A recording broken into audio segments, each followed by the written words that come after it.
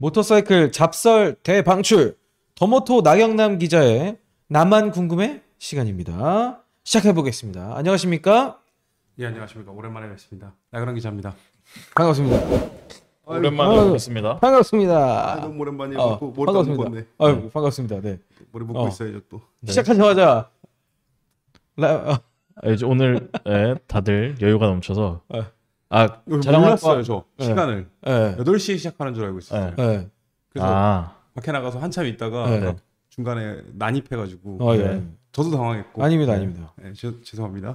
자랑할 게 하나 있으시죠? 자랑이요? 네. 아이 그 2위 하신 분 앞에서 제가 오늘 전 지난주에 실컷 자랑해가지고. 예. 저도 우리 다 같이 사즈키 멤버들이 함께하고 있는 GSX컵 참전해서 네. 마지막 전 네. 3등으로 포디움에 올라갔습니다. 감사합니다. 도와주신 모든 분들 감사드리고 네. 특히 아라이 코리아 스즈키 코리아 먼저 나와야 되는 거 아닙니까? 스즈키 코리아는 항상 감사하고요. 네. 네. 스즈키가 경기를 준비를 안 해주셨으면 못 나갔으니까요. 그랬죠 뭐. 아라이 코리아 네. 아라이 코리아 항상 헬멧은 아라이죠. 헬멧은 알아야죠. 네. 그랬습니다. 뭐 지난달에 뭐 저 근황 말씀드리면 뭐 책 만들고 네. 생겨 시에 만들어. 네. 그리고 뭐 준비하라 그래가지고 얼른 준비했죠. 네. 그 표지에 있는 V백 만들로. 네. 부첸토. 네. 같이 보고 오셨는데. 부첸토 만들로. 네. 소감이 어떠셨습니까? 진짜 한 대 갖고 싶더라고요. 네. 진짜 한 대 갖고 싶더라고요. 그리고 뭔가 이게 요 근래의 모터사이클 트렌드에 어떻게 보면 현재 트렌드하고 맞아 떨어진다라고 보기엔 되게 어려운데 앞으로 좀 더 컨템포러리 하면서도 좀 어덜트 성인들이 즐길 만한 되게 멋진 바이크가 나온 것 같아서 굉장히 기대를 많이 하고 있습니다. 투어링 그렇군요. 시원하게 하고 네. 스포츠도 즐기고 네. 그럴 수 있는 차량일 것 같습니다. 알겠습니다. 그러면은 오늘 이야기해 주실 내용. 오늘 이야기할 내용이 네. 주제에 대해서 한번 말씀을 해주세요. 간명하지만 장황하게 한번 얘기해 주십시오. 모터사이클 슈퍼스포츠 슈퍼바이크의 개에서 네. 또 이 녀석을 또 빼놓고 이야기하면 네. 섭섭하다. 섭하다. 정말 섭섭하다. 네. 그게 뭐죠? 그것이 바로 야마하의 YGF R1 네. R1의 역사에 대해서 네. 한번 읊어보려고 네. 이 자리에 왔습니다. 네. 그거를 이제 그 한국 이륜차 신문 예. 네네. 기사에다가 작성하신 적이 있죠. 제가 그 한국 이륜차 신문에 그 네. 나경남의 더 히스토리라고 해서 이 코너가 있습니다. 활동이 상당히 활동이 많아 활발하시네요. 지금. 네. 업계에 네. 그 뭔가 돌려막기. 네. 이렇게 나왔었고 네. 그게 1부였고 1부와 네. 2부가 있어서 네. 그렇게 하시면 음성이 안 들립니다. 네. 2부가 이렇게 나와서 네, 네. 이걸 돌려막기 하려고 네. 가뿐하게 돌려막기 좀 하자. 네. 그런데 그거를 또 이제 그 글을 쓰게 된 계기가 올해 R1이 또 25주년을 맞았기 때문이죠. 그렇습니다. 이 YGF R1이라는 모델이 등장한 지 세상에 나온 지 25주년이 됐어요. 25주년. 그렇구나. 네. 이게 국내에서나 이제 동양권에서는 대부분 10년 단위의 그 기념들을 많이 하잖아요. 네. 10주년, 네. 뭐 20주년, 30주년 이렇게들 가지만 그 유럽이든 미주든 이쪽에서는 서양. 그렇죠. 서양에서는 우리가 흔히 말하는 서양권에서는 100년을 기준으로 그의 절반이 50주년 그리고 25주년 맞아요. 그것에 또 50주년의 절반은 25주년 그렇기 때문에 기억하실 수 있겠지만 그 과거에 얼마 전에도 이제 베스파가 75주년 또 맞아요. 기념 행사를 했었고 네. 그런 의미에서 어떻게 보면은 최근에 그 할리 데이비슨 120주년이 약간 120주년이라 했는데 약간 좀 맞아요. 뜨뜻미지근하게 넘어가는 거 아니냐라는 느낌을 제가 받았던 게 이게 25주년이 더 중요하기 때문이 아닌가. 그러면 125주년을 기대해 보면 그렇죠. 왜냐면 센츄리를 기준으로 100년을 기준으로 생각을 하는 거라서 그런 것 같고요. 근데 그럼에도 불구하고 제가 지금 이 슈퍼바이크계에서 빼놓으면 정말 너무너무 섭섭한 YGF R1이 이렇게까지 25주년이나 됐는데 이렇게까지 조용히 넘어가도 되나. 그런 안타까운 마음에 이게 25주년이라는 기념비적인 이 모델에 네. 25주년을 기념하고 네. 기억하고 네. 또 그 가치에 대해서 우리가 다시 한번 생각해보는 그런 계기를 만들어 보고자 이 역사에 대해서 한번 좀 다뤄보는 시간을 약간 역사 선생님. 그러네. 역사를 가장 역사답게 가르친다고 그렇군요. 오늘은 좀 부담 없이 좀 듣고만 있으면 되겠어요. 네. 뭐 그럴까요? 네. 그러면 질문. 예. 당황하실 수 있는데 원래 아론을 좋아하십니까? 아론이요. 네. 아론 원래 좋아합니다. 아, 사실 최애라고 할 수는 없고요. 네. 근데 그 당시에 제가 어렸을 때 그리고 네. 이 당시가 이 슈퍼바이크들의 황금기였다고 네. 볼 수 있어요. 네.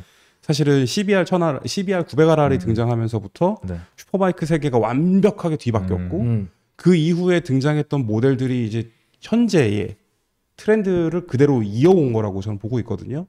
그리고 그 와중에도 그 변화무쌍한 이 세상의 안에서도 네. 아론은 자신의 가치와 자리를 확실히 자리매김해왔다. 네. 라고 평가할 수 있는 모델이기 때문에 아하. 저는 사실 아론 정말 좋아하는 차입니다. 우리 그 깐부인 런주호님 지금 들어오셨는데 네네. 아론 네. 갖고 싶다, 좋아하신다고. 우리 네. 깐부 런조님 제가 아는 분이 또 마라톤 하신다고 예. 소개시켜드려야 되나. 한번 연결 여성분이신데. 여성분이에요. 여성분이 예. 마라톤 좋네요. 하신다고 런주호님 소개해달라고 했다고요? 아니 제가 소개를 시켜줄 거예요. 아무튼 그러고 쓸데없는 소리. 네. 그 서킷에 가보면 그렇죠. 서킷에 타는 분들이 항상 아론 얘기를 하시더라고요. 그러게요. 근데 저는 맞아. 사실 아론을 그렇게 제대로 타본 적이 지금까지 없어가지고 과연 그것이 궁금했거든요.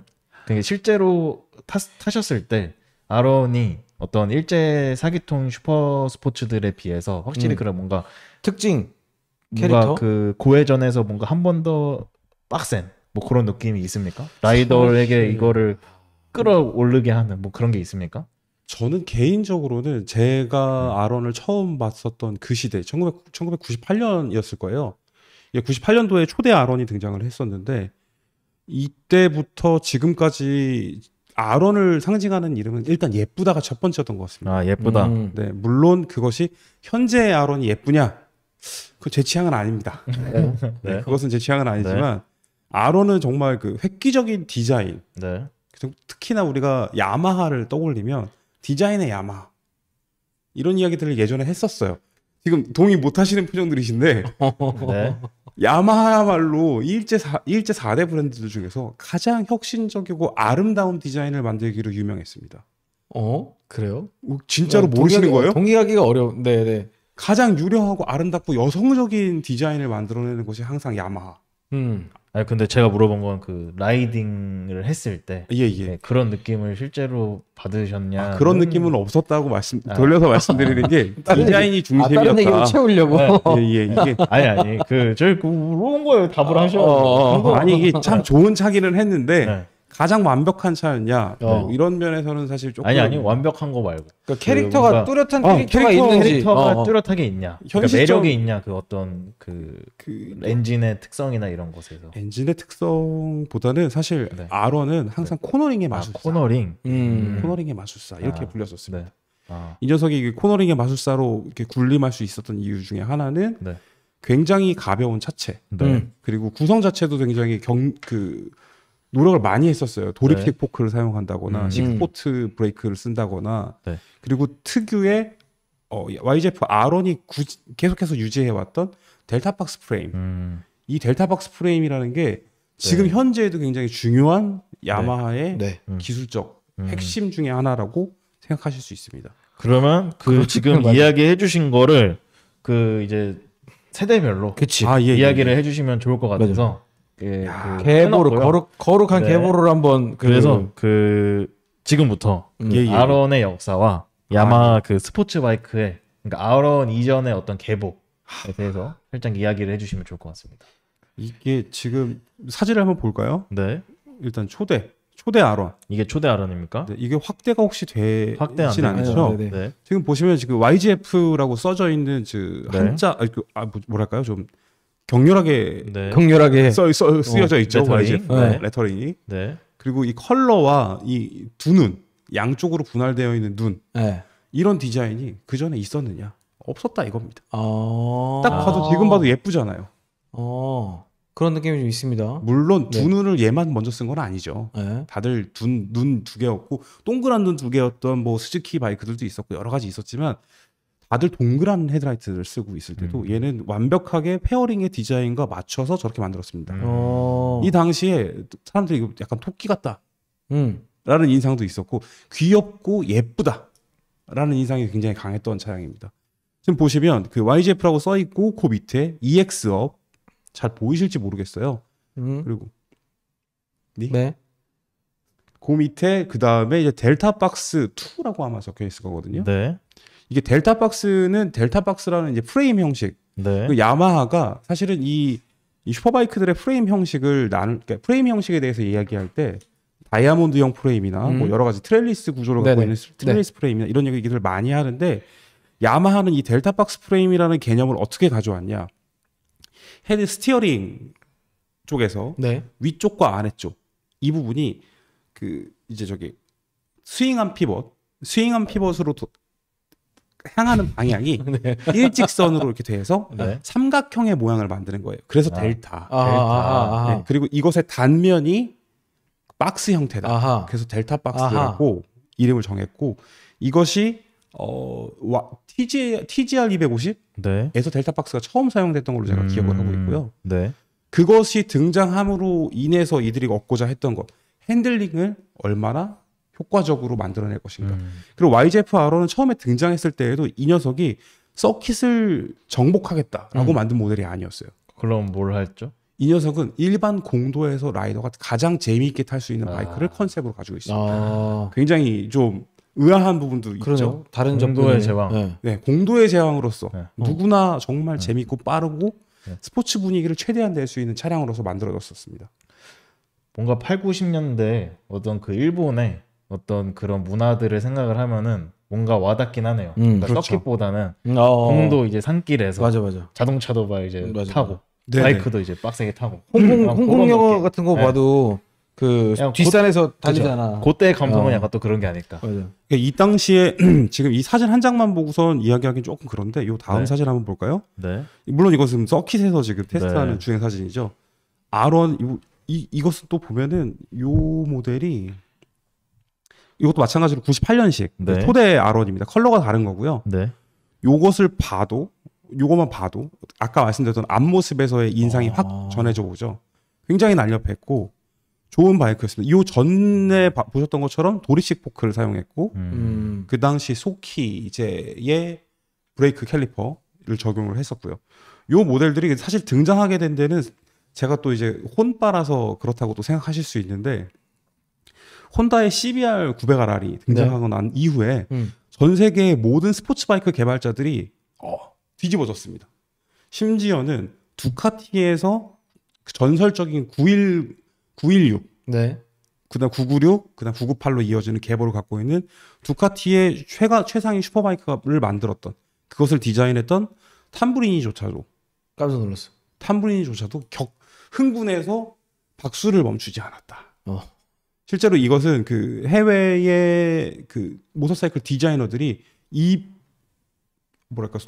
앞다투어서 격찬을 쏟아냈었어요.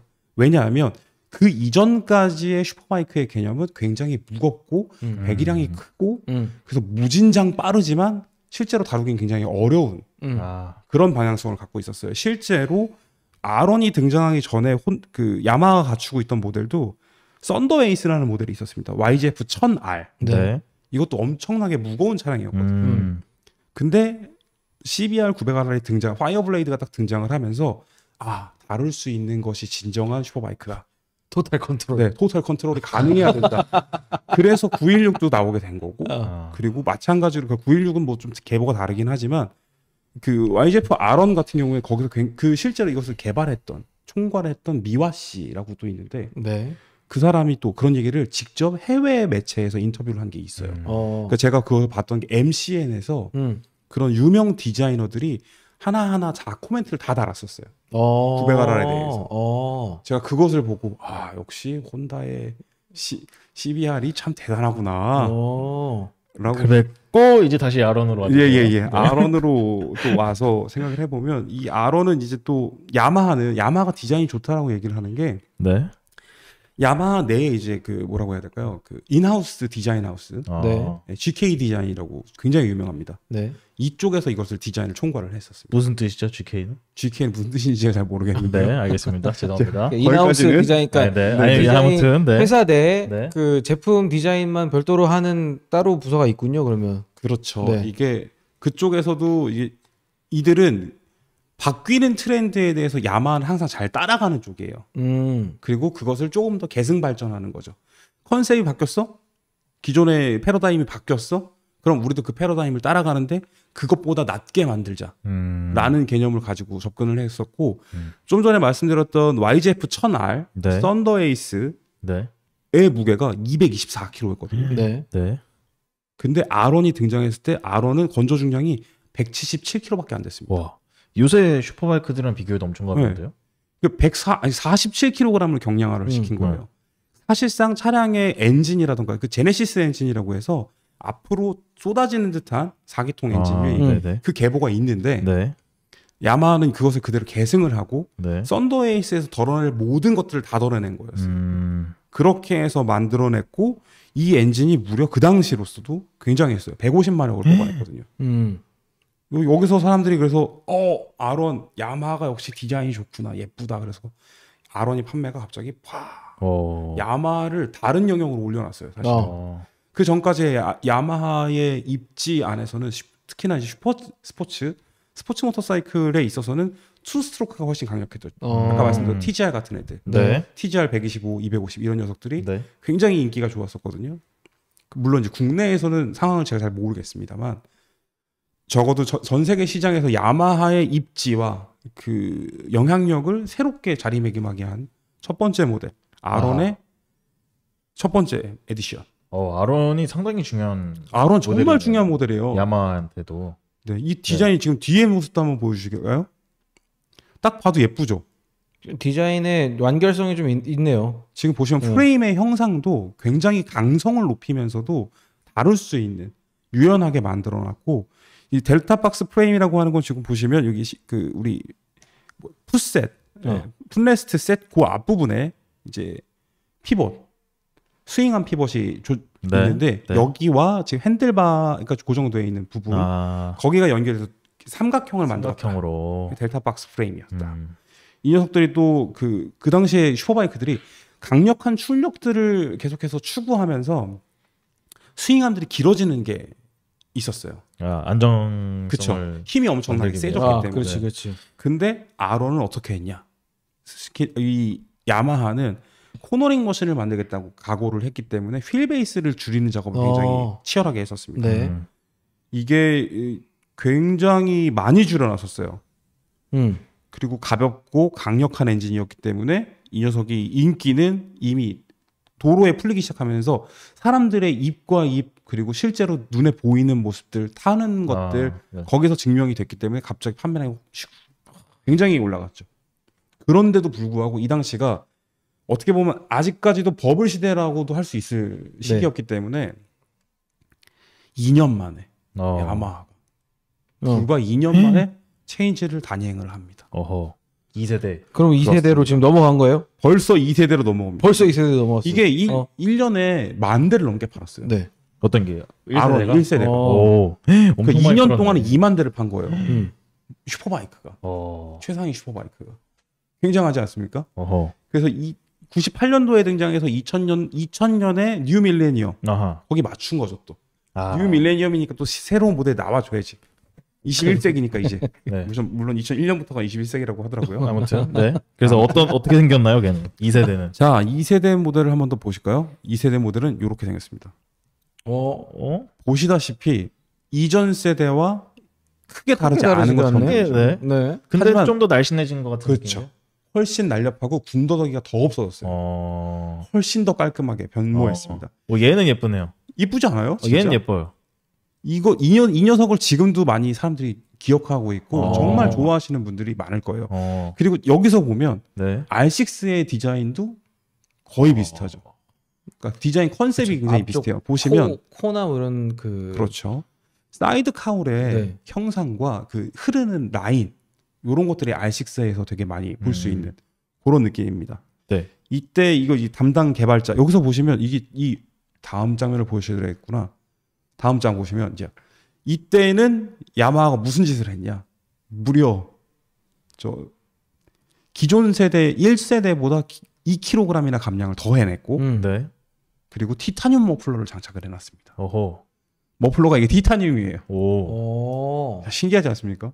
이런 걸 만들었다고? 오. 그리고 지금 옆에서 보면 또 다르죠. 1세대랑 확실한 차이는 달라요. 나죠. 다르네요. 훨씬 훨씬 더 날렵해요. 날렵해 네. 보이네. 그리고 보시면 프레임에도 컬러가 들어가고 어허. 프레임도 그래서 도장을 했군요. 정말 날렵하고 아름다운 어. 디자인. 그래서 이 당시에 네. 지금 우리 지금 그 영상 보고 계실지도 모르지만 네. 그 이 당시에 1세대와 2세대 아론이 등장하는 시기에 한국에 아론이 너무 많았어요. 아 그래요? 왜 많았냐?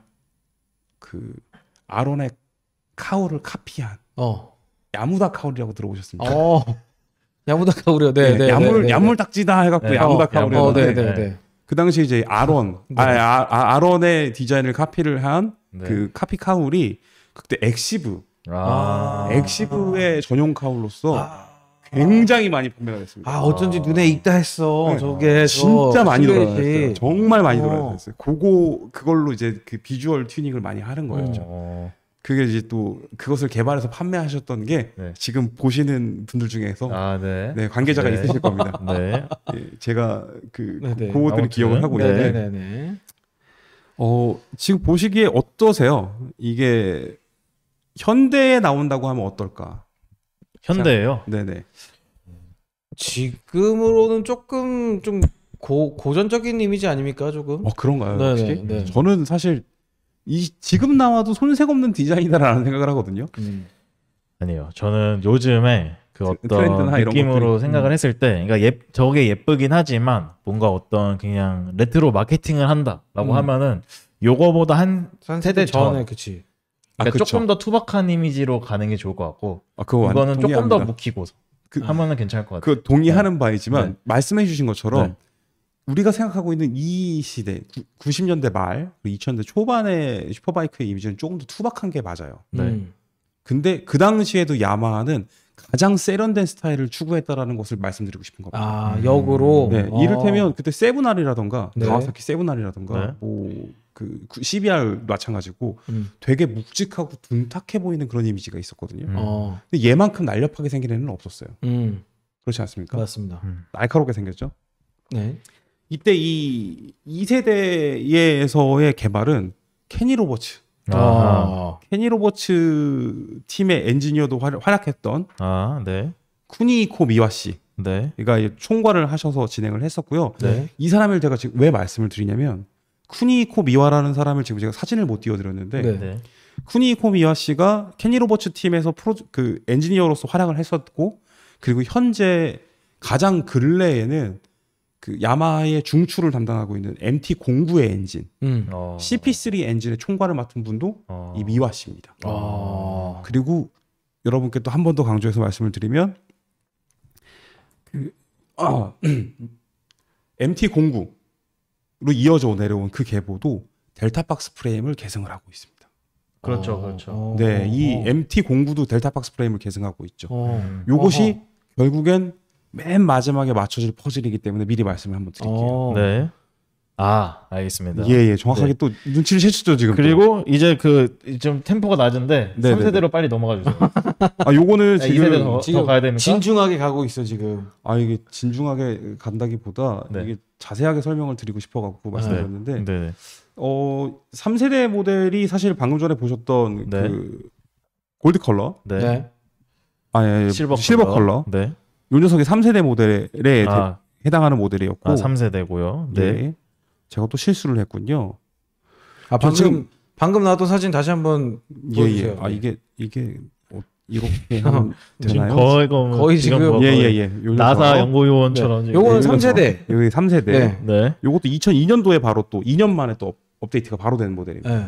너무 제가 네. 빨리 넘어갔어야 되는데 네, 천천히 2000, 넘어가가지고 또 오히려 문제가 됐네요. 3세대. 지금 그러면 그 다음에 요거 이제 또 기억하시는 분들 또 있습니다. 이게 2006년도에 나온 모델입니다. YGF R1 SP. 네. 혹시 SP 알고 계십니까? SP요? 네네.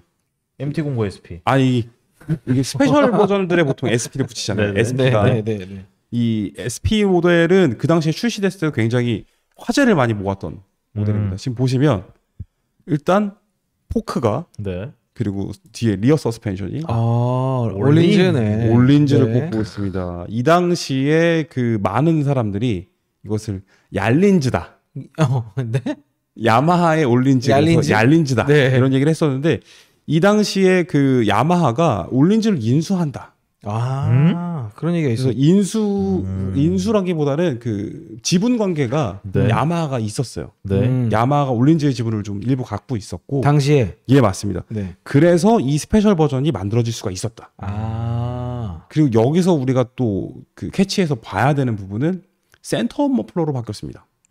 그렇죠. 머플러가 되게 꽁지 뒤로. 네. 맞아요. 되게 올라왔습니다. 유럽 바이크처럼 보이는. 이렇게 디자인. 했을 때의 장점은 일단은 디자인이 굉장히 예뻐진다. 네. 그렇죠. 이 트렌드는 사실 모든 슈퍼바이크들이 한 번씩은 가져갔었던 트렌드였어요.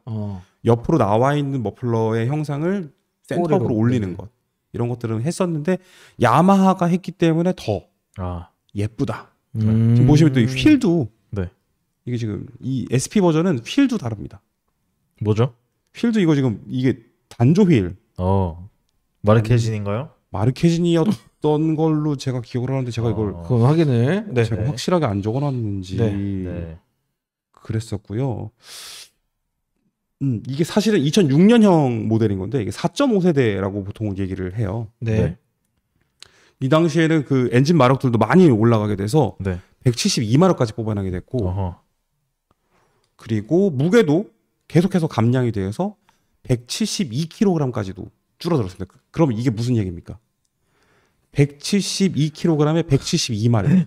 무게당 무게당 1마력 마력비가 무게당 1마력. 무게당 1kg당 1마력을 1마력. 달성했다고 해서 세상이 난리가 났었어요. 세상이 난리가 났었어요. 정말 이게 그 엄청나게 획기적인 일이었어요. 물론 네. 현 시점에서 바라봤을 때 이게 네. 건조 중량이기 때문에 아하. 172kg이라는 무게가 건조 중량이기 때문에 현재 얘기하고 네. 있는 실중량 대비의 마력으로 따질 수는 없겠지만 아하. 이것만으로도 너무나 엄청나다라는 아. 평가를 받았었습니다. 요 녀석이 지금 4.5세대에서 75마력 사실 네. 또 마력이 또 한 번 더 올라가고 네. 175마력까지 올라갔었고 네. 이 SP 버전에서는 이 마르케지니 휠 맞네요. 제가 그 전 세계 한정판으로 1330대가 생산이 됐었습니다. 네. 그리고 지금 보시는 게 그 다음 세대 2007년형 모델입니다. 저는 이게 예뻐요.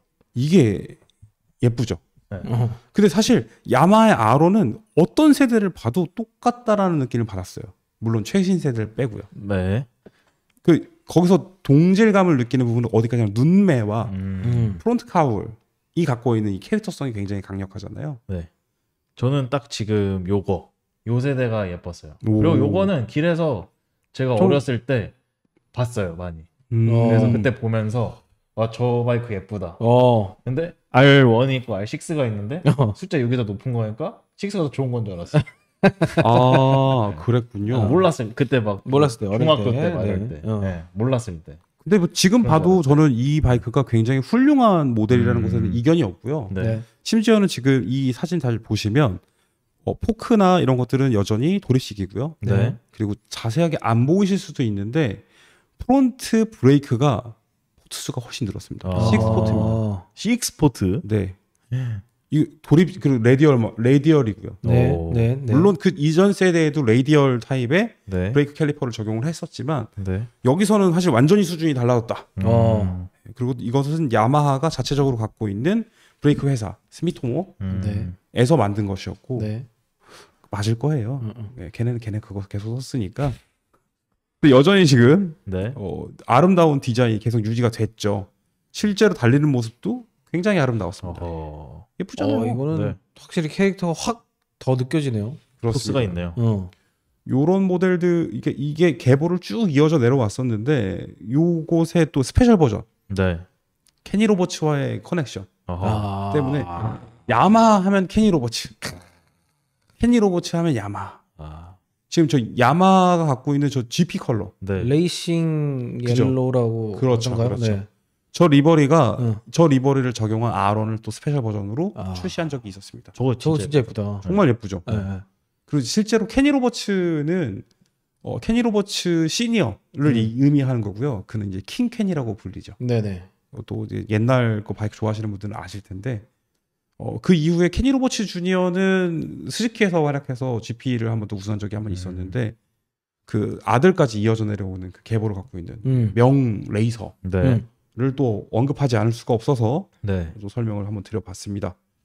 2007년도 R1까지 그렇고 2009년형 R1 이것도 또 이쁩니다. 2009년이면 지금 몇 세대예요? 오. 6세대로 접어든 거죠. 6세대로 갔어요. 아까 전에 말씀드렸던 2006년도 모델이 그 스페셜 버전이고요. 네. 그게 이제 4.5세대에 네. 어. 해당이 되고 2007년형 모델 네. 좀 가장 조건희 기자님이 가장 좋아한다고 얘기했던 네. 모델이 5세대 네. 5세대. 그리고 요 녀석이 바로 그 다음 세대인 6세대 모델에 해당됩니다. 네. 얘는 뭐 프레임 색깔이 아주 이거 보시면 눈이 달라졌죠. 네. 눈이 그러네요. 눈이 확실히 달라졌네. 네. 그 사진을 좀 아까 거라도 한번 왔다 갔다 한번 해주세요. 요것과 요것 네. 요거죠 요거 네. 네. 요거랑 요거하고 차이가 커요. 요 녀석을 비교해서 한번 보시죠. 눈매 교정술을 받았군요. 눈매도 교정을 했고 눈매가 사실은 이제 원래 거풀을 떼내버렸어요 지금. 네, 네. 그러니까 이게 키운 게 아니라 그렇죠. 날렵하게 그리고 이게 그 프로젝션 램프 자체가 네. 보시면 이 두 산운박이었군요. 네, 산운박이처럼 보이잖아요. 네. 하지만 여기서부터는 깔끔하게. 아하. 근데 사실 이 디자인을 싫어하시는 분들도 꽤 있었습니다. 아 근데 이게 그래요. 지금 그 뭔가 최근에 야마하에서 보는 좀 괴상망측한 느낌이 약간 지금 생겨나기 시작한 약간 그거에 약간 지금 망대기 본류가 망조가 있지 드는 거예요. 않을까? 여기서부터? 본류가 있지 않나. 약간 최근에 봤을 때 너무 이렇게 무섭게 생겼나? 약간 하는 것들이 약간 그런 악령이 어. 2009년부터 길뜨기 시작했나? 약간 요런 디자인에서 네. 좀 찾지 않았나 디자인 큐를. 네. 이게 또 그렇게 얘기하시면 좀 그렇기는 한데 네. 이게 또 그러네요.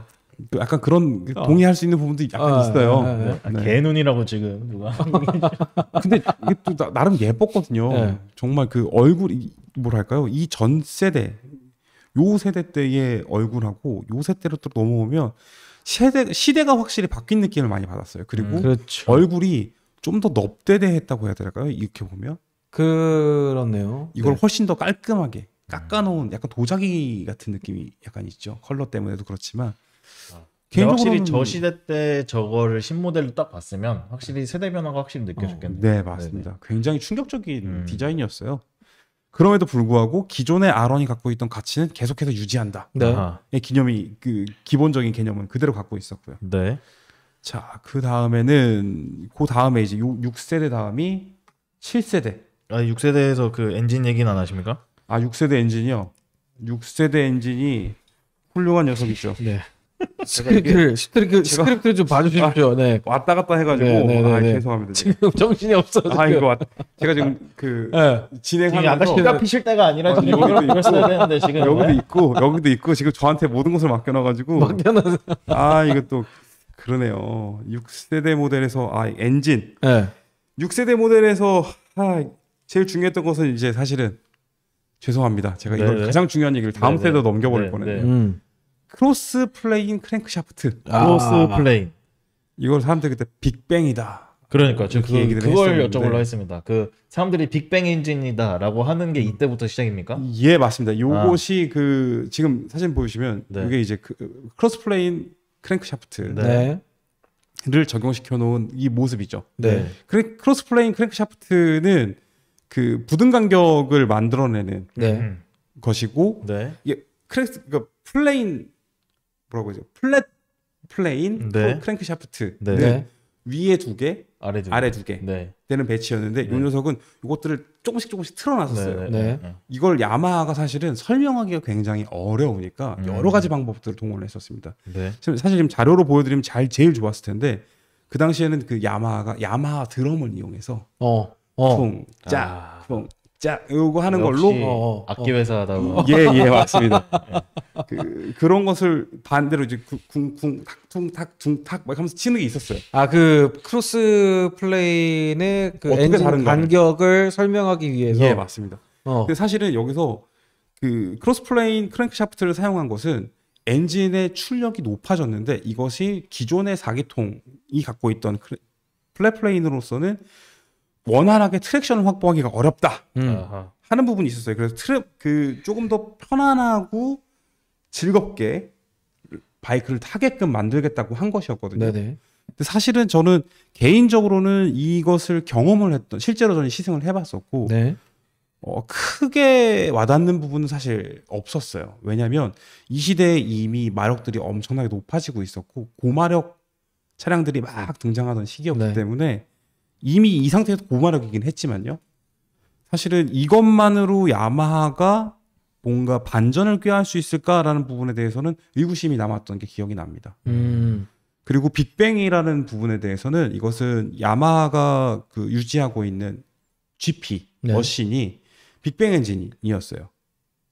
엔진의 이름이. 엔진의 이름이. 네네. 그리고 이것이 마치 그 야마하 M1의 엔진 기술을 가져다가 만들었다라고 아, 얘기를 했는데 사실 그것과 명백하게 이야기하기엔 차이가 있습니까? 전혀 다른 이야기입니다. 아, 그래서 이 6세대 엔진이 빅뱅 엔진이다. 아하. 틀린 말입니다. 전혀 아. 맞지 않는 말이고요. 그래요?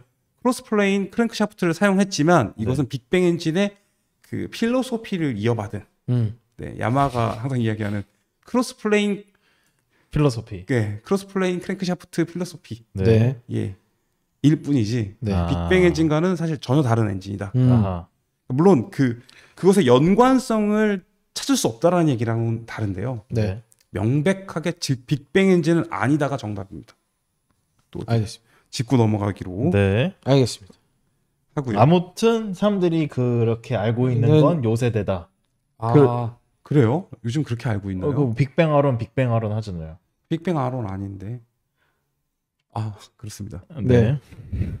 근데 이 시대에 일단 이제 또 네. 보실 게 요겁니다. 이것이 무엇이냐? 피아트 야마하 46 46 과란타세이. 네. 이 당시에 야마하의 GP를 이끌고 가던 게 누구냐? 발렌티노 로시죠. 아하. 발렌티노 로시가 계속해서 성적이 좋았고 발렌티노 로시를 프랜차이즈 스타로 사용을 하면서 아론에다가 이렇게 리버리를 적용했던 모델이 등장한 적도 있었습니다. 이게 2010년도에 출시가 됐었을 거예요. 2010년에. 네. 이걸 얘는 6세대인 거죠? 그렇습니다. 이것은 네. 6세대 모델이었고요. 네. 그 이후에 지금 요게 근데 사실 그렇게 큰 반향을 못 일으킨 것도 있었는데 시기적으로도 문제가 좀 있었어요. 왜죠? 시기적으로 문제가 이때가 사실 쇼바이크가 굉장히 침체되는 시기였던 거죠. 경제 위기. 예, 맞습니다. 2008년도와 2010년도의 경제위기가 2단계로 더 크게 터지면서 쇼바이크의 유저들이 갑자기 엄청나게 줄어들었었고요. 그 덕분에 이런 모델들이 등장했지만 이것보다도 더 눈에 띄는 모델들이 있었기 때문에 그리고 그 메이커들이 더 이상 더 많은 투자를 하진 않았어요. 왜냐하면 그 앞에 세대들을 보면 불과 2년 만에 풀 체인지들이 막 되고 그 풀 체인지 거의 매년이나 다름없었던 거죠. 그래서 거의 한 해 걸러서 한 해씩. 그래서 매번 강력한 모델들을 계속해서 출전시키면서 시장에서 치열하게 경쟁하던 시기가 있었는데 그 시대를 넘어온 상태였기 때문에 약간 이게 나왔지만 그렇게까지 큰 반향을 일으키지는 못했던 모델이었습니다. 자, 그러면 이제 그 이후로 그래서 이게 2010년도에 출시된 리미티드 에디션이라고 말씀을 드렸는데 네. 이후에 차세대 아론이 등장하기까지 시간이 꽤 걸렸습니다. 그렇군요. 2010년도에 이게 등장했고 이 세대의 모델이 사실은 2009년도 네. 2009년도에 등장했었는데 이게 2007 이게 6세대 아유 힘들다.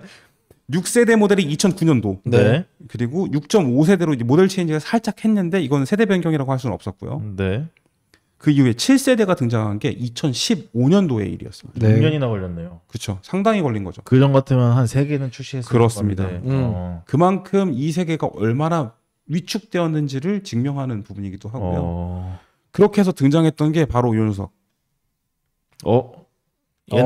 얘는 아는 얼굴인데. 아는 얼굴이네. 15년도에 나온 네. 현재 아론의 원형이라고 할 수 아, 있죠. 그렇죠, 그렇죠. 네. 네. 요 녀석이 등장을 했습니다. 어. 요 녀석이 등장했을 때 정말로 많은 이야기들이 있었어요.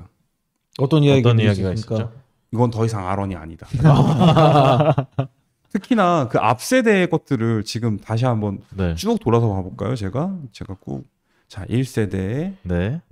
그 다음에 2세대에 해당하고 3세대 뭐 4세대 5.5세대 4.5세대 뭐 6세대 뭐 이렇게 넘어가잖아요. 네. 이것과 네. 이런 아이들과 네. 이것이 어떻게 같은 차냐. 디자인적으로. 네네. 아 근데 이게 그 쭉 보니까 얘가 그 솔직히 말하면 못생기긴 했는데 맥락은 있네요. 맥락이 아니 그렇습니다. 네. 되게 눈알이 계속 되게 작아졌어. 신기하다. 아, 눈알이 계속 작아져. 네. 몰리고 낮아지고 작아져서 이렇게 네. 딱 붙게 됐어 네. 지금. 근데 이 당시에 제가 기억을 하는 게 저 이걸 2015년도에 밀라노에 가서 네. 그 호텔방에서 이걸 봤거든요. 이탈리아 현지까지 날아갔었는데 야마 쪽에서 어레인지를 안 해줬기 때문에 저기 네, 월드 프리미어를 네네네. 아, 네네. 현장에서 그 발렌티노 로시가 이 녀석을 타고서 등장을 하는 장면을 오. 불과 한 몇 킬로밖에 안 떨어진 자리에서 아, 밀라노까지 갔는데. 예예예 영상으로 보면서 굉장히 그 치를 떨었던 기억이 있네요. 근데 심지어 네. 내가 기대했던 아론의 모습과는 너무 다른 음. 그 앞 세대를 되게 추앙하고 아름답다라고 생각하고 정말 예쁘다라고 생각했던 그 마음에서 네. 갑자기 이런 녀석이 나왔을 때 굉장히 충격을 많이 받았었습니다. 7세대의 특징은 어떻게 됩니까 그러면? 이 7세대 모델은 일단은 뭐 기존 특유의 디자인을 버린 것이 가장 큰 특징이겠지만 네. 네. 버린 거죠 정말로. 아 맥락이 아니, 있다니까요. 아니 비슷한 이어져 오는 그 큐가 있는데요. 디자인 큐가. 예, 근데 눈이 여기까지 내려오는 건 좀 아, 눈이 여기까지 튀어나왔잖아요 심지어. 계속 이렇게 진화한 거죠. 앞으로. 안검하수. 근데 이게 이 디자인이 바뀌었던 건 사실 M1의 디자인 큐를 따라간 것도 있었어요. 야. M1 같은 경우는 레이스 모터사이클이니까 헤드라이트가 없잖아요. 이 헤드라이트 부분을 제외하고 보면은 M1의 디자인 큐와 굉장히 닮아 있다. 아하. 라는 부분이 있었지만 저는 도저히 그것을 납득할 수 없었고요. 네. 만족스럽지 않았지만 네. 어쨌거나 이 녀석이 이제 등장을 했을 때 굉장히 야마하로서는 네. 정말 야마하에게 박수를 보낼 부분은 사실은 그 야마하답지 않게 일제 4대 브랜드들 중에서 가장 먼저 가장 많은 투자를 했고 네. 새로운 시대를 열어제낀 새로운 시대를 시작한다라고선 선언을 했던 모델이 바로 이 모델이었습니다. 어떤 새로운 세대입니까? 이게 여기서부터 이제 6축 오. 네, 그 센서 IMU. IMU를 집어넣기 시작했어요. 되게 빨리 도입했네요. 2015년도. 오. 일제 모터사이클 중에서는 가장 먼저였고 이건 보통 이런 식의 시도는 사실 모든 일제 브랜드들이 얘기하는 것처럼 사실 혼다가 먼저 해야지 따라하는 거였거든요. 네네. 그 전까지는. 네. 하지만 야마하가 과감하게 아하. IMU를 집어넣고 여기다 오. 200마력까지 달성을 해버렸습니다. 오. 그랬는데 뭐 이게 썩 그렇게 네. 인기가 있었느냐? 네. 는 잘 모르겠고요. 이미 시장 자체가 많이 위축이 돼 있는 위축이 상태였고, 돼서. 근데 거기서도 사실은 칭찬할 부분이 있는 게 이 네. 녀석이 등장을 하면서 아론이 아론으로만 등장한 게 아니고 아론 M으로도 등장을 했던 첫 번째입니다. 오호. 이게 무슨 얘기냐면 원래 슈퍼바이크들 일제 4대 브랜드의 슈퍼바이크들이라고 하면 원래 유럽산이나 그러니까 두카티를 위시로 해서 두카티, 아프릴리아 등을 이야기를 할 수 있는데 그 당시까지만 해도 S1000R까지도 넣을 수가 있겠네. 이 시대 때는 그런 유러피안 브랜드들보다 약 1,000만 원 정도 싼. 가성비. 네, 그들은 3,000만 원대를 유지할 때 이들은 2,000만 원 초반에서 선택할 수 있는 차량으로서 존재를 했었단 말이죠. 그랬는데 아론에 와서 야마하가 프리미엄 시장을 노리는 수밖에 없다라고 결론을 내린 것 같았어요. 음. 왜냐하면 슈퍼바이크 시장이 굉장히 위축되다 보니 실제로 돈이 있는 사람들이 슈퍼바이크를 타지 쓸 수 있는 돈이 없는 사람들이 돈을 모아서 슈퍼바이크를 사는 시대가 아니었던 거죠, 더 이상. 그렇기 때문에 R1은 그 당시에 R1M이라는 모델을 내놓았었습니다. 오호. 딱 봐도 여기서 되게 굉장한 파격이 있었어요. 까르본. 그렇습니다. 차체 카본으로 쓰죠. 앞뒤 서스펜션 고급이죠. 요호. 이게 이미 굉장한 수준의 경량화를 이루어 놓은 상태에서 카본 파이버를 쓰고 하면서 이 R1 자체의 프리미엄을 부여한 거죠. 그래서 가격 차이가 생각보다도 그럼에도 불구하고 생각보다도 가격 차이는 크지 않았어요. 여기다 올린즈 전자제어 서스펜션 막 들어갔었고. 그러니까 이 스페셜 버전을 등장시켰던 게 야마하가 첫 번째였다. 아하. 이렇게 메이저 브랜드에서 오. 굉장한 시도였어요. 오. 그리고 실제로 이것에 대한 보관들도 준비가 돼 있었죠. 단순히 스페셜 버전을 출시하는 것만으로 해결되지 않는다고 생각했기 때문에 네. 유럽 야마하, 특히 이제 야마하 프랑스가 중심이거든요. 네. 네. 야마하 프랑스 쪽이랑 야마하 유럽에서는 R1M을 구매하신 고객분들은 스페셜한 특별한 고객들이다 해서 트랙 이벤트를 케어해주는 라이딩 교육을 별도로 잡아주는 그런 이벤트들까지도 제공을 하겠다라고 했었죠. 그래서 저는 만약에 저게 국내에 들어오게 된다면 그것이 어떻게 이루어질 수 있을까를 되게 고민을 많이 했었는데 국내에서는 그냥 스페셜 버전을 파는 걸로 네, 조금 저렴한 가격에 큰 차이 없이 네. 그래서 조금 아쉬웠죠. 네. 야마하가 글로벌 전략으로 만들었던 모델이기는 하지만 사실 글로벌적으로 이 전략을 수행하기에는 약간 무리가 있었던 그렇죠. 왜냐하면 어디까지나 야마하는 대중 브랜드였기 때문에 그래요. 그럼 뭔가 이거를 뭔가 그 브랜드 차원에서 이 모델을 기획할 때는 그런 생각을 했지만 그 현실의 어떤 각국의 그렇죠. 딜러에서 전개하기에는 그렇습니다. 그 맞습니다. 역량의 부족함이 있었던 거군요. 그렇죠. 그렇기 때문에 야마하의 R1과 R1M의 프로젝트가 그렇게까지 성공적일 수가 없었던 것. 그리고 이를테면 유럽에서 굉장히 성공적이라고 할지라도 전 세계 시장에서의 R1M이 프리미엄을 갖기 굉장히 어려웠던 거죠. 그런 저는 개인적으로 그렇게 판단하고 있습니다. 근데 뭐 지금 생각해 보면 그런 것도 있었을 것 같아요. 실제로 이거를 구입하는 사람들이 얼마나 그 프리미엄을 원하냐. 네네. 혹은 그것을 이제 뭐라 해야 될까요? 뭔가 트랙까지를 염두에 두고 하냐를 각국에서 어떤 수요로 봤을 때 뭐 그런 것들 모터스포츠나 어떤 트랙 문화가 많이 발전해 있는 유럽 시장에서는 그게 가능할 수 있지만 맞습니다. 뭐 사실 일본도 그렇지만 네네네. 뭐 우리나라를 포함해서 많은 시장에서 사실 트랙까지 사는 사람들이 적고 뭐 그런 걸로 봤을 때는 사실 그게 좀 이게 코드가 안 맞는 게 있었던 것 같네요. 뭐 말씀해 주신 것처럼 그 부분에 대해서 저도 네. 동감을 하는데요. 그럼에도 불구하고 야마하가 이런 시도를 했다라는 것도 굉장히 칭찬할 만한 일이었다고 생각했어요. 좋은 전략이네. 네, 일단은 누군가는 먼저 시작하지 않으면 안 되는 거거든요. 그리고 굉장히 수요가 오그라들어 있는 상황에서 어떻게든 수요를 끌어내고 비용을 만들어내기 위한 보관이었기 때문에 그 성공적이진 않았지만 굉장히 중요한 시도였다라는 부분을 꼭 말씀드리고 싶었습니다. 지금 두카티는 그거를 어떻게 글로벌적으로나 국내에서는 하고 있잖아요. 그것이 사실은 그 스포츠 바이크가 나아가야 할 방향이라고 저도 생각을 하고요. 저도 사실 트랙을 들어간 게 그렇게 오래되지는 않았죠. 15년 정도 됐지만 들어가 본 게 실제로 트랙을 가서 라이딩을 하는 것이 지금은 어느 정도는 그 개념적으로라도 보편화가 됐다고 생각을 하는데 네네. 그 전까지는 그렇지 않았죠. R1이 원래 등장했을 때 어땠습니까? 트랙을 위한 모델이 아니라고 말씀드렸죠. 네네. 근데 그것이 개념이 여기 와서는 완전히 넘어온 겁니다.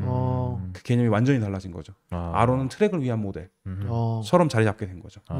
그렇기 때문에 지금 사진 보여주시면 이 당시에 2015년도에 이렇게 풀 컬러로 집어넣고 여기 보시면 다 써 있죠. 퀵시프트, 리프트, 그다음에 지금 그 옆에 있는 거 A1이라고 적혀 있는 게 서스펜션의 어저스트인 거고 얘가 R1M의 기계판인 거죠? R1이죠. 네. R1 신형 2015년도에 변경된 차세대 R1은 네. 이렇게 나왔었습니다. 무려 2015년도에. 그때까지만 해도 제 생각에는 정확하지는 않습니다만 S1000R도 그 원형 타코미터하고 그다음에 그 디지털 네네네. 액정창 하나를 갖고 있었죠. 그런 거 생각해 보면 굉장한 시도를 했던 것 같습니다. 고급지네요. 지금 봐도 손색 없어. 예, 맞습니다. 지금 디자인이 조금 손색이네요. 저는 사실 이 디자인 도저히 납득이 사실 안 됐었어요.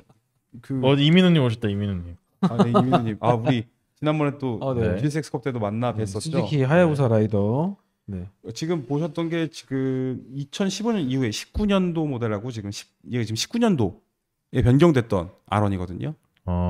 지금 보시는 게 지금 네. 사진에서 보시는 게 19년형 R1인데 그 이전 세대보다는 많이 다듬어졌어요. 그러면 지금 일단은 7세대에서 넘어간 겁니까? 예, 넘어간 겁니다. 네. 이게 되게 애매해요. 근데 이것도 8세대라고 얘기하기는 애매하고 7.5? 7.5세대? 8세대. 근데 그 세대 구분을 사실 아무도 지어주지 않는. 얘가 지금 현행인 거잖아. 그렇죠. 그렇게 보실 수 있죠. 여기서는 이제 사실 이게 변경된 이유는 세대 변경에 가까운 변경이기는 했는데 그 세대 변경을 하기는 한 거죠. 세대 변경을 하기는 했으나 이것의 세대 변경의 이유는 단순히 배출가스였기 때문에 요걸로 이제 어떻게 했냐, 실린더 헤드를 새롭게 설계하고 인젝션 레이아웃 변경을 통해 가지고 중저속에서 컨트롤성을 더 높이고 프론트 포크와 퀵시프트 등을 이제 기본으로 적용해주고 이런 것들이 변경이 됐는데, 근데 사실 엔진에서 실린더 헤드를 새롭게 설정을 하면 이거는 엔진이 달라진 거잖아요. 그렇죠, 달라진. 그렇죠. 지금 세대 변경이 레이아웃도 변경하고.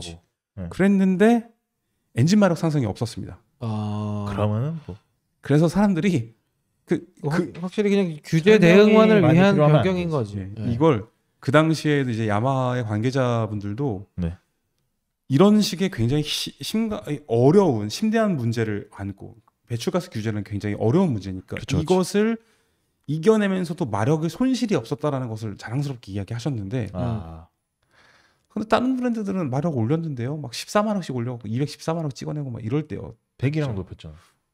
100이랑 안 높인 애들도 있었죠. 뭐 S1000R 같은 애들. 맞아.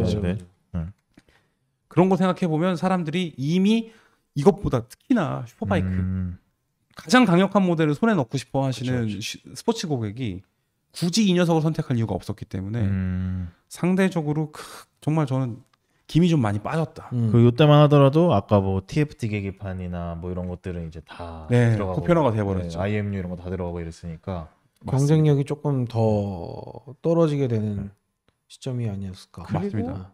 그때쯤에 이제 등장했던 게 전 파니갈레 V4였던데 그게 진짜 예뻤잖아요. 그렇죠. 그러면서 이제 약간 걔가 이제 최강자의 느낌이 있었고. 그렇죠. 그리고 또 BMW S1000R이 생각보다 가성비가 좋거든요. 가성비가 정말 좋은 차예요. 맞아. 처음 등장했을 때만 해도 일제 4기통에 익숙해 있던 분들은 익숙하지 않았기 때문에 그냥 처음에 단순히 거부하는 게 있었거든요. 싫어. 또 BMW는 원래 투어링 약간 대형 바이크 느낌이었으니까. 그랬었는데 그게 무너지는 데는 한 2년 3년밖에 안 걸렸던 것 같아요. 그래서 대세 자체가 이미 기울었었고. 그리고 한편으로 생각해 보면 이 7세대에 해당하는 요 전세대인 거죠. 7세대 때 야마하가 했던 전략이 틀렸던 것도 아니고 꼭 필요했던 전략이었지만 시기적으로 너무 빨랐다. 항상 얘기하는 게 남들보다 반박자 빠르게 하는 거는 또 좋지만 한 박자는 이게 너무 빠르면 너무 빨랐던 것인 것 같아요. 왜냐면 지금 생각해도 참 좋은 선택이었고 모두가 따라가는 선택이었는데 그것을 가장 먼저 했었고, 하지만 그것이 성공하기 어려운 상태였다는 게 개인적으로는 좀 많이 아쉽네요. 부분입니다. 여기서 이제 2023년도에 리버리가 지금 저희 사진이 없나요? 네, 사진을 제가 아까 못 넣었는데. 그렇습니다. 네. 그렇군요. 이게 지금 이거네요. 요게 이제 60주년. 60주년. 네, 야마하 레이싱 60주년. 네, 맞습니다. 야마하 레이싱 60주년 모델이고. 그렇죠. 요거는 이제 국내에 판매되고 있습니다. 그렇습니다. 사실은 요거 지금 국내에 남아 있나요? 판매가? 아직 있는 걸로 제가 어제 통화를 해봤는데 야마하 담당자와 아직 있는 걸로 알고 있다고 하시더라고요. 그래서 이거는 아마 딜러들 통해서 문의해 보시는 게 더 정확할 것 같습니다. 이거 요즘 R1이 얼마죠? 그거는 얘기를 이제 뒤에서 해야 되는데 그 얘기를 지금 이제 할까요? 네네. 예, 그냥 하시죠. 네, 이제 그러면은 이렇게 된 현 상황에서 지금 현재 국내에 판매되고 있는 야마 YZF R1의 경쟁력이니까 아, 이제 네네. 가격들 이제 리터급 슈퍼스포츠들의 가격이 어떻게 되냐 이거를 제가 한번 조사를 해왔습니다. 네. 일단 어제 그 야마 담당자분과 통화를 해보고서 해보니까 생각보다 지금 R1의 판매량이 올라가고 있다고 합니다. 그래요? 네. 너무 좋은 일이네요. 그래서 제가 의문이 생겼죠. 왜 지금 갑자기 R1의 판매량이 올라가고 있을까? 라고 생각을 해보니까 원래 그동안 그 가성비 최고의 그 슈퍼스포츠였던 모델이 뭐였죠? GXX R1000 그쵸. R1000R. 이 GSX R1000R이 가격이 상당히 좋았습니다. 그래서 걔네들이 굉장히 많이 팔렸는데 R1000은 대신 이제 유로 5 등을 안 해서 지금은 이제 남아있는 모델이 없죠. 그러니까 신모델로 판매되고 있는 모델이 없습니다. 네. 그런가요? 네, 그렇기 때문에 지금은 사실상 일본 일제 그 슈퍼스포츠라고 할 수 있는 모델은 R1 그리고 가와사키 ZX-10R 그리고 혼다 CBR 트리플 R이 네. 있는데 네네. 이 가격을 보면은 R1은 지금 출시 가격이 기본 모델이 2,380만 원인데 네. 지금 프로모션을 하고 있어서 또 2,280만 원이고 네. R1 램은 원래 3,150만 원인데 프로모션 적용해서 3,010만 원이래요. 그러니까 근데 지금 다시 또 가서 경쟁 모델인 ZX-10R이 얼마냐? 2,393만 원이에요. 일단 지금 경쟁력이 있어. 프로모션 안 하더라도 지금 R1이 더 가격이 낮고 네. 프로모션 하고 있으니까 가격이 더 좋고요. 또 트리플 R은 이게 고급화를 하면서 그렇죠. 3,380만 원이에요. 그러니까 R1 M보다 비싸죠. 기본 모델이. 좀 한 클래스가 좀 다른 느낌이 확 네. 들죠 가격으로는. 네. 트리플 R SP는 3,780만 원이니까 가격 차이가 상당히 많이 나네. 나고 많이 납니다. 이게 3,000만 원을 넘어가면 어떤 일이 발생하냐? 아까 말씀드린 BMW S1000R이 3,020만 원이에요. 네네. BMW 하지라고 하는 그러면은 그렇지. 이제 3,000만 원, 그러니까 저는 이제 그게 분기점이라고 보는 거죠. 그쵸, 3,000만 원을 넘어가면 3,020만 원이니까 그럼 나 S1000R 사지 이렇게 되는 거예요. 그러네. 네. 근데 더 이제 사실 이게 많이 봐줘서 3,000만 원이지 사실 2,800만 원 정도만 넘어가더라도 그래 200만 원 더 주고서 그렇죠. 그렇지. 네. 파니갈레 살래 이렇게 가지 또. 파니갈레는 더 많이 주. 그러니까 파니갈레는 지금 어차피 빛이 3천이나 4천이나. 4,000 차이가 많이 어렵다. 나요. 그런가요? 대출이 안 나올 것 같은데요. 좀 아무튼 안 나올 것 같은데요. 네. 아무튼 근데 또 BMW는 그 자체 그 파이낸셜도 있고 그렇죠. 또 이제 프로모션도 이제 매달 이제 변경되면서 제공되고 있으니까 네네. 약간 그런 측면에서 봤을 때 R1이 그런 측면에서 좀 지금 판매고가 올라가고 있는 거 아니냐라는 생각이 드네요. 지금 뭐 선택할 수 있는 선택지 중에 하나로서 매력이 네. 있는 건 확실한 것 같고요. 맞습니다. 지금 사실 제가 좀 준비해 놓은 슬라이드 하나만 더 보고 갔으면 좋겠는데요. 네. 지금 옆에 보시는 그 컬러 GYTR이라고 써 있습니다. 네. 와 뭐의 약자죠? 이거 지뉴인 야마하 그 트랙 레이싱 뭐 이런 거였는데 제가 정확하게 기억이 안 나요. 네. 지뉴인 야마하는 맞습니다. 네. 틀림없이 맞는데 네. 이게 뭐냐면 야마하에서 그 야마하의 순정으로 만들어 놓은 그 레이싱 스펙에 가까운 거 모델이에요. 네. 그래서 그러면 이거는 그 풀옵션 WSBK 나가는 차량 아니요 그렇게 볼 수는 없고요. 네. 그 야마하에서 만들 수 있는 야마하가 인증하고 실제로 판매하고 있는 최상위급 버전. 그러니까 최상위 옵션을 풀로 때려 넣은 것이라고 생각하면 돼요. 네. 그러면은 두카티로 따지면은 뭐 R. V4R, 그렇게 볼 수 V4R보다는 오히려 이것은 SP SP 클래스라고 볼 수 SP 있죠. 클래스 SP나 아니면 우리가 얘기할 수 있는 게 또 뭐가 있을까요? SP. M1000R, R? M1000RR? 네. 그 이상 그 정도라고 볼 수 있겠네요. 굉장히 스페셜한 모델로서 이것을 제시를 했고 제가 기억을 했던 게 발렌티노 로시가 지난 2021년이었나요? 저희가 같이 갔던 게 마지막 무대를 봤었던 때가 네네네 그 원모 21년. 랩에서 21년도 21년도에서 발렌티노 로시가 21년도 맞나요? 맞는 거 21년도 맞는 것 같습니다. 맞네. 그래서 작년에 브라지의 발레가 있었어요. 네, 예. 어.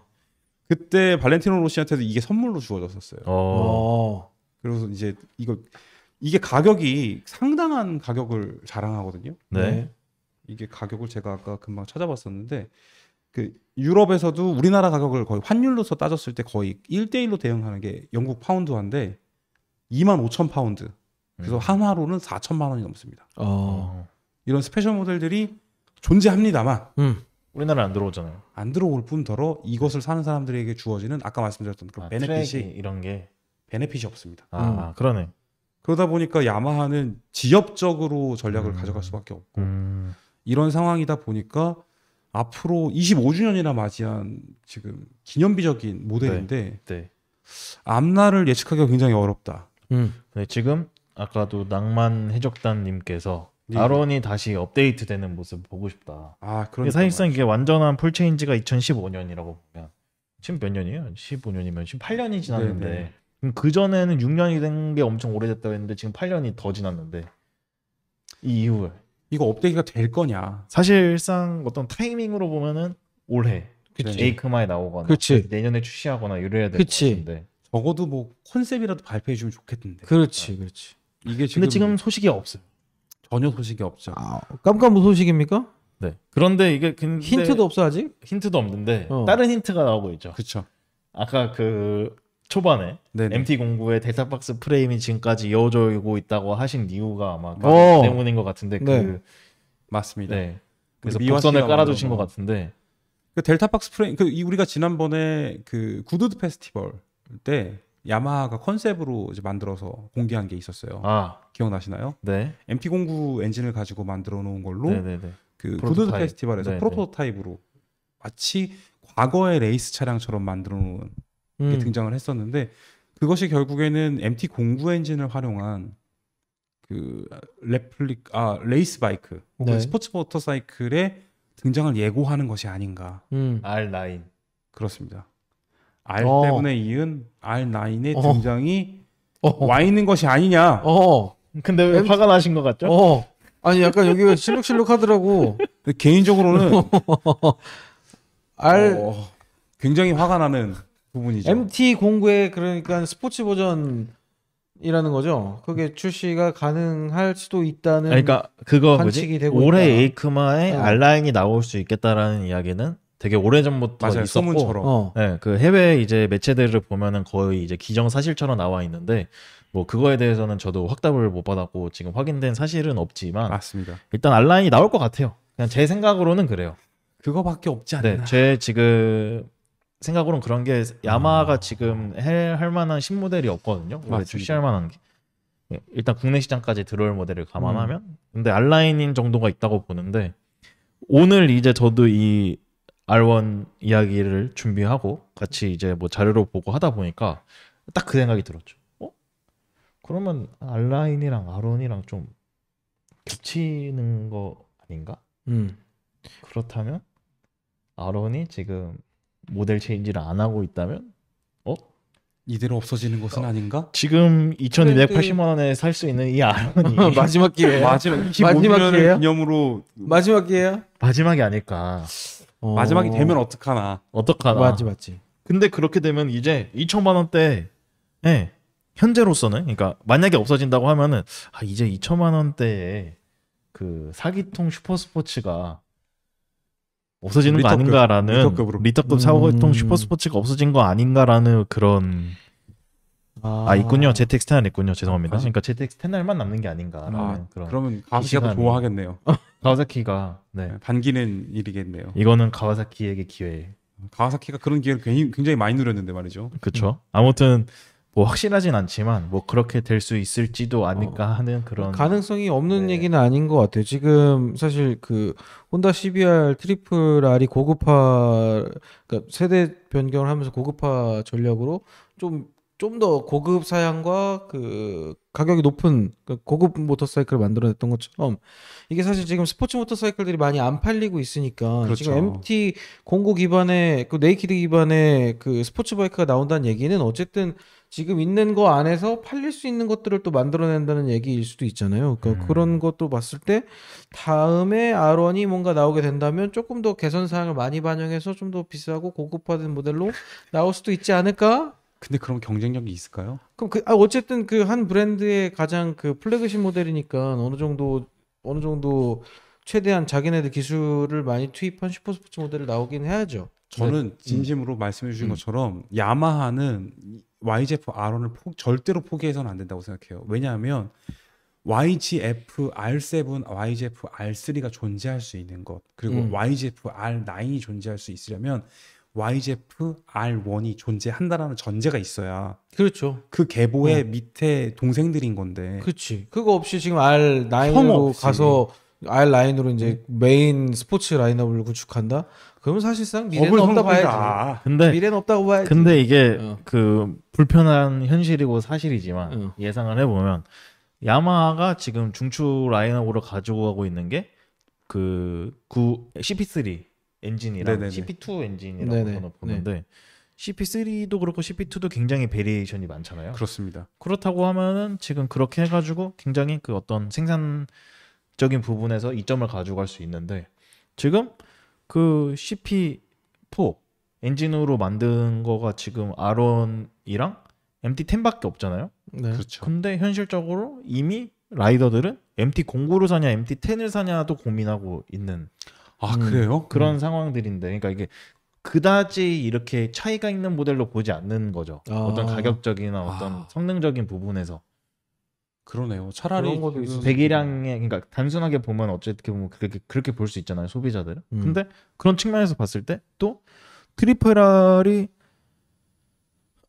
안 팔리잖아요. 근데 맞습니다. 그거를 저- 보고 있는 야마 입장에서 굳이 그러니까 물론 그 말씀하신 것들이 그 응당해야 되는 것이 맞지만 굳이 그런 선택을 할까라는 것에 저는 굉장히 그 부정적인 저도 사실은 느낌입니다. 현실적으로 접근을 해보자면 그 R1이 없어질 가능성이 굉장히 높다라는데 굉장히 아쉬움을 많이 느끼지만 야마하가 어쩔 수 없다면 어쩔 수 없는 거겠죠. 지금 근데 그러면 안 되지. 아, 그렇지. 그러면 안 돼. 그러면 안 돼. 그래 라고 했어는 안 돼. 생각하는 게 우리들의 뭔가 이 모터사이클 아저 근데 라이더들의 팬심이다. 아 근데 그걸 제가 그래서 그거를 알아봤습니다. R6를 대체한 것처럼 됐잖아요. R7이 그 굉장히 그 근본이나 이런 건 다르지만 그런데 그러면은 R6와 R7의 그 판매 추이가 어느 정도 차이가 나냐? 그러면 국내에서는 R7이 조금 덜 팔리긴 한데요. R6보다. 그렇죠. 네. 네. 그런데 그러면 늘고 제가 있다고는 들었는데요. 네, 늘고 있다고 하더라고요. 근데 이게 가성비 모델로 어쨌거나 지금 인식이 되고 있고 다시금 그리고 이제 그래서 이제 판매량이 다시 올라간다고 하는데 그러면 이제 제가 알아본 게 과연 얼마가 남느냐, 그러니까 뭐가 더 많이 남느냐로 봤을 때는 R6가 객단가가 높죠. 그렇죠. 하지만 R7이 좀 더 많이 이제 기업에서는 이익을 취할 수 있는 모델. 당연히 아, 그렇죠. 그렇죠. 그렇다고 하면은 또 동일한 대수로 팔 수 있다라고 하면은 당연히 그치. R7을 파는 게 좀 더 맞지 않을까요? 왜냐면은 그치, 그치. 맞습니다. 뭐 아까 얘기해 주신 대로 뭐 이제 리터급 뭐 해가지고 뭐 3천만 원 넘어가는 모델을 만들었다. 그러면 고객 케어도 해줘야 되고 이렇게 되는데 그거보다 저렴한 모델을 만들어서 더 많이 팔고 더 많이 남긴다면 기업 입장에서는 정확한 이야기입니다. 슬프지만 그렇죠. 진짜 저는 그래도 그럼에도 불구하고 한 마디만 더 네, 최대한 빨리 네, 전달하고 싶은 것은 야마하에 대한 이미지가 지금 너무 같다. 같다고요? 네. 그러니까 뭐- 아까 말씀드렸던 것처럼 아론이 어. 처음 등장했을 때부터 지금까지 아론은 항상 아름다운 모델이었고 아. 가장 아름다운 모델이었고 모든 라이더들이 원하는 모델 중에 하나였어요. 손에 꼽히는 모델이었는데 어느 순간부터 YGF라는 그 형식 명칭 자체가 빛이 발해버렸어요. R3 가지고 레이스 합니까? GXX 같진 R7 않지. 가지고 레이스 있습니까? 그렇죠. 원래는 그런 게 있어야만 하는 거죠. 근데 지금 말씀해 주셨던 거 조건희 기자님이 말씀해 주신 것처럼 R7이 그냥 가성비 모델로서 존재를 해버리게 됐어요. 가격은 낮고 그리고 기타 장비들은 없는데 타기엔 괜찮아. 생긴 것도 나쁘지 않아. 나쁘지 않아. 스포츠 모델이고. 네. 근데 지금 R9 등장하게 된다면 만약에 R9 역시 마찬가지의 포지션을 가져가게 될 거예요. 그렇죠. 슈퍼바이크 혹은 스포츠 모터사이클의 세계에서 가장 최하위 그레이드가 될 거라고 저는 보고 있습니다. 굳이 많이 판매한다고 해도 야마하가 자존심을 그렇게까지 꺾어야 되나? 저는 사실 그 부분에 대해서 야마하가 결단을 내려야 된다. 좋은- 이대로는 안 된다. 좋은 아니 의견이다. 심지어는 R9이든 R7이든 좋아. 가성비 모델인 거 좋아. 대신에 이걸로 재밌게 놀 수 있고 야마하를 타면 즐거워. 같은 이미지를 가지고 나가줘야 브랜드가 종속 가치가 있는 것이지. 그렇죠. R1이냐 R9이냐가 중요한 게 아니에요. YZF가 중요한 거예요. 어이. YZF로 뭘 할 수 있는가, 그것이 얼마나 즐거운가, 이것의 중심을 좀 잡아줬으면 네. 하는 마음으로 마치겠습니다. 아 그래요. 네. 그렇게 보내 이거 네, 오늘 네, 얘기하다 보니까 네, 네, 낭만의 네. 접단님 말씀하신 것처럼 가와사키가 좀 이상하긴 하네요. 가와사키가 요즘 그런 거 신경 안 쓰고 맞아. 이런 거 저런 거 신경 안 쓰고 야 우리는 그냥 간다. 근데 원래 가와사키는 약간 그런 느낌이 있었잖아요. 이런 원래 거 저런 야마하. 거 크게 원래 예. 가와사키가 그렇죠. 이런 거 저런 거 신경 안 쓰고 일단 우리는 뭐 마이페이스. 뭐 만들고 싶으면 만들어 보자 뭐 해갖고서 이상한 거 만들잖아. 뭐 예. 얼마 안 남았어? 뭐 톡식해 그럼 괜찮아. 밀어붙여. 약간 이런 느낌. 가와사키 화이팅. 갑자기요? 네. 그래야지 정신 차려요. 아, 남 잘 되는 거 봐야 정신 네. 차려요. 아 일단 근데 뭐 이건 저희 예상이잖아요. 뭐 아론 그렇지. 나올 수 있잖아요. 당장 뭐 갑자기 그러게요. 다다음 주에 밀라노 갔는데 갑자기 짜잔 하고 제가 그러면은 사과 방송을 하도록 하겠습니다. 그러면은 그 까만 배경에 정장 입고서 사과합니다. 죄송합니다. 죄송합니다. 이렇게 하도록 하겠습니다. 야마가 기대를 저버리지 않았으면 좋겠다는 아하. 순수한 마음에서. 어쨌거나 이번에 안 나오더라도 내년에 나올 수 있고 그럼요. 아이, 네. 버리겠어요 설마. 그쵸? 중요한 모델인데 그렇습니다. 그러지 네. 않았습니다. 오늘 되게 오래 시간이- 길게 했네요. 네. 네. 시간이 많이 갔고 저희 이제 정리를 좀 해야 됩니다. 네. 그렇게 해서 쉽지 저희가 않다. 초대 R1부터 해서 네. 7.5세대, 8세대까지 알아봤습니다. 네. 자료 화면이 좀 더 많았으면은 네. 좋았을 것 죄송합니다. 같은데 제가 네. 준비를 지금 이게 네, 뭔가 저희가 준비가 좀 지금 텍스트 기사용으로 미국에서- 준비해놨던 거라서 네. 저희가 지금 오늘 방송했던 기반이 되는 기사는 어디서 볼 수 있습니까? 한국 이륜차 신문 한국 네. 이륜차 신문. 아까 그 나경남의 더 제호가 히스토리라고 제호가 몇 호죠? 근데 이게 제호가 아니어도 네. 한국 이륜차 신문의 홈페이지 네, 나경남이라고 치면 되나요? 따따따.kmnews.net 거기에 나경남 쳐도 되고요. 그 탭도 따로 있어요. 있습니다. 어. 이렇게 해서 네. 그쪽에서 봐주시면 네. 감사하겠습니다. 지금 네. 낭만 해적단님이 말씀하셨는데 요즘 GP에서도 털리는데 근데 지금 아까 제가 이거 답변 드리고 싶었는데 그 초반에 최진성님께서 GP에서 직렬 사기통으로 싸우는 브랜드는 이제 야마하만 남았죠. 맞아요. 그 스즈키가 빠지면서 야마밖에 없어요. 자존심이 있네. 네, 그래도. 그래도 그 쿼르타라로가 네. 열심히 그 요번에 부담 또, 때문에 네. 올해 조금 저거 했지만 올라갔죠 또. 네, 지금 열심히 하고 있고 잘하고 있고 유일하게 남은 사기통 직렬 아니 사기 다 사기통이 직렬 사기통. 네. 지금 뭐 약간 그런 마음이네요. 너라도 힘내 임마. 그럴 수 있죠. 네, 정리하겠습니다. 오늘의 여기 이슈는 여기까지입니다.